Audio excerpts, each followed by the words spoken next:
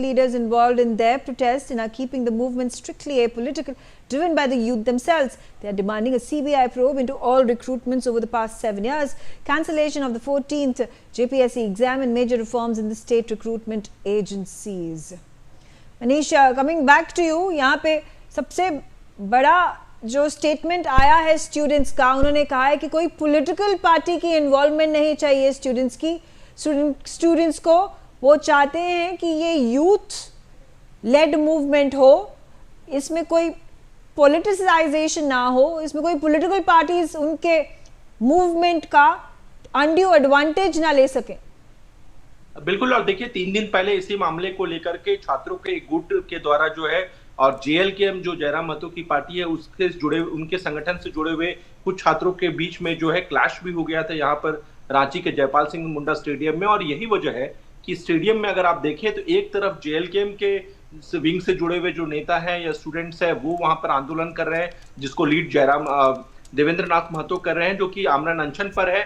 दूसरी तरफ जो बड़ी संख्या में जो यूथ है उन लोगों ने अपना एक अलग फ्रंट खोल दिया है और उनका साफ कहना है कि हम किसी भी पॉलिटिकल पार्टी को अपने मंच पर जो है जगह नहीं देंगे, किसी भी तरह की अमर्यादित भाषा का प्रयोग नहीं करेंगे, किसी के लिए आपत्तिजनक शब्द का प्रयोग नहीं करेंगे। हम बस मुद्दों की बात कर रहे हैं और हमें अपना अधिकार चाहिए। और यही वजह है कि जंतर मंतर पे जो आपने प्रोटेस्ट देखा था और जो रांची का प्रोटेस्ट है उसमें बेसिक डिफरेंस आपको ये दिखेगा कि वहां पर जिस तरह के नारे लगाए जा रहे थे और यहाँ पर जिस तरह के नारे लगाए जा रहे हैं, आपको इसमें जमीन आसमान का अंतर दिखेगा। यहाँ जी Okay, all right, Manish, stay on with me. There's visuals coming in from Ranchi. There are large crowds of students marching in an orderly torchlight procession on the streets of Ranchi at night. There are hundreds of young protesters walking together, holding lit mobile phone flashlights and torches that create a glowing wave of light along the road.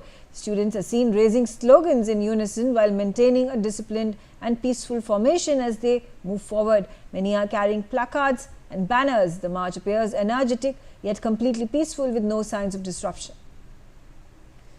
So Manish, जैसा कि कहा कि आपने कहा कि ये जो phenomenon है झारखंड में बढ़ता ही दिखाई दे रहा है, कितने स्टूडेंट्स अंदाजा है आपको, कितने स्टूडेंट्स इस प्रोटेस्ट में भाग ले रहे हैं? देखिए मुद्दा ये नहीं है कि इसमें 5,000 स्टूडेंट आ रहे हैं या 10,000 आ रहे हैं या 15,000 आ रहे हैं।